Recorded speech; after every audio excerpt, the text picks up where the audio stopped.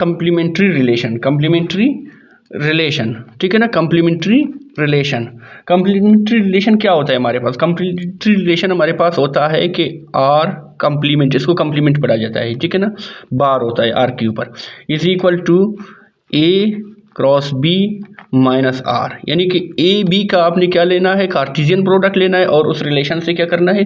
Subtract करना है। तो यहाँ पर मैं अपने से लेट करता हूँ, लेट, ठीक है ना, let A is equal to, A मेरे पास क्या है? 1 2 3 है, और बी मेरे पास क्या है? बी इज इक्वल टू क्या है? 1 2 है, 1 2 है।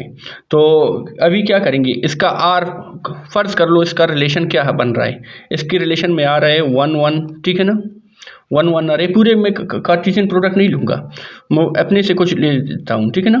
तो 1 3, ठीक है ना, 1 3 है, 2 2 है, ठीक है ना, ठीक है, 2 2 है, 2 3 है, ठीक है, 2 3 है, और क्या है मेरे पास? 3 1 है, ठीक है, 3 1 है।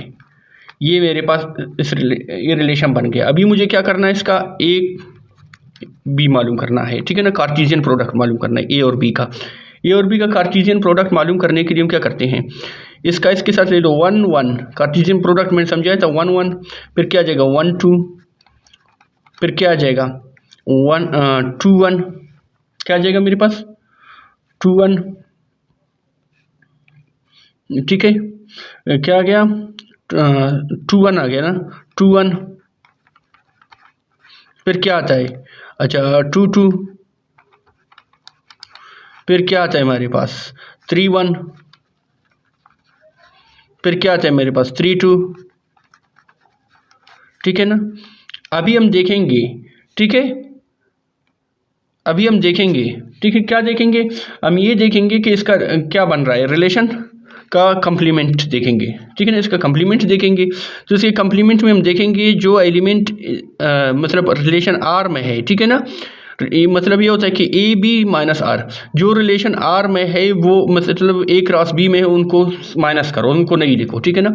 जैसे कि 1 1 इधर है, इसको इस तरह माइनस करो, ठीक है, ख़त्म। फिर 1 2 इधर है, नहीं है, फिर 2 1 इधर है, नहीं है, 2 2 इधर है, ऑन है, ये 2 2 को कैंसिल करो। फिर इसी तरह 3 1 इधर है, ऑन है, ठीक है ना, 3 1 इधर है, ठीक है ना, फिर 3 2 इधर है, नहीं है, तो बाकी मेरे पास क्या रह गए? 1 3, ठीक है ना, 1 2 सॉरी 1 2 इधर रह गया, ये 1 2, फिर मेरे पास क्या रह गया? 1 2 के बाद क्या रह गया? 2 1, फिर क्या रह गया मेरे पास? 3 2, ठीक है ना, 1 3 और 3 2 एक ही, ठीक है, इसको छोड़ो, ये मेरे पास रह गया। तो इस तरीके से हम कंप्लीमेंट रिलेशन, किसी भी जो रिलेशन है उसका कंप्लीमेंट निकाल सकते हैं। उसके बाद एक और एग्जांपल देख लेते हैं। एग्जांपल हमारे पास क्या है? Let r be relation, let, ठीक है ना, r be the relation, be the relation. R हमारे पास क्या है? कोई भी रिलेशन है, ठीक है ना, आर हमारे पास कोई भी रिलेशन है, किसके बराबर है? R is equal to a b, ठीक है ना, ए बी के बराबर है, where a is less than b, a b से क्या होना चाहिए? छोटा होना चाहिए।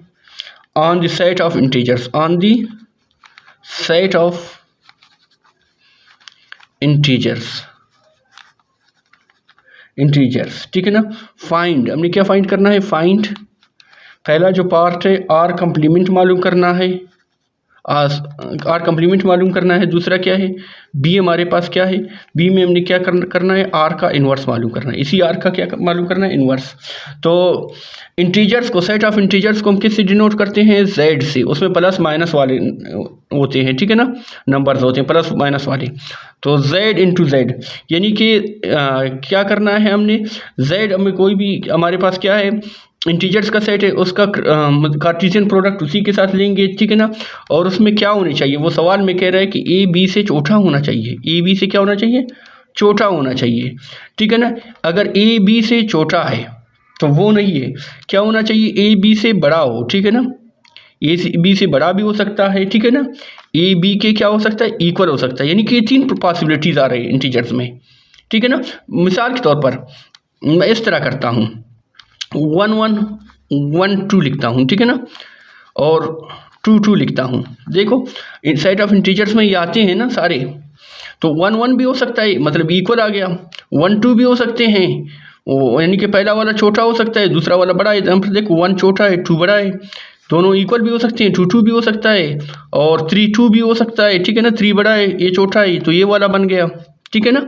तो अभी हमने क्या करना है, इसका कॉम्प्लीमेंट निकालना है। और कॉम्प्लीमेंट में क्या होते हैं, कॉम्प्लीमेंट में ये भी हो सकता है ए बी, ठीक है ना। वेयर ए, ठीक है ना, such that a is greater than equal to b, ये वाले आते हैं। क्योंकि ये वाले नहीं आनी चाहिए, लेस देन वाले यानी कि छोटे वाले नहीं आनी चाहिए, बड़ा होना चाहिए, बराबर होना चाहिए। बड़ा भी हो सकता है, बराबर हो सकता है, जैसे कि 1 1 आ सकता है, 2 2 आ सकता है, 3 2 आ सकता है। 3 2 बड़ा है, ठीक है ना, ए बी से, यानी कि ए वाला हमारे पास ए है और ये हमारे पास बी है, यानी कि ए बड़ा है, बी क्या है, छोटा है। यहाँ पर ए बी 1 है, बी 1 है, ए और बी क्या है, बराबर है। यहाँ पर ए छोटा है, बी बड़ा है, यानी कि छोटे वाले को नहीं लिखो, बाकी लिखो, ठीक है ना, क्योंकि छोटे वाले कैंसिल होते हैं, बड़े वाले रह जाएंगे हमारे पास। तो इसके बाद इसका इन्वर्स कहता है आर इन्वर्स लिखो, आर इन्वर्स, ठीक है ना।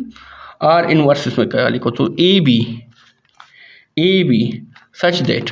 अभी इंटीजर्स में याद रखें कि मिसाल के तौर पर मैं क्या करूँगा, 1 2 करूँगा ना, 1 को छोटा रखूँगा और 2 को क्या करूँगा, 2 बड़ा है ना, तो ए छोटा है, बी बड़ा है।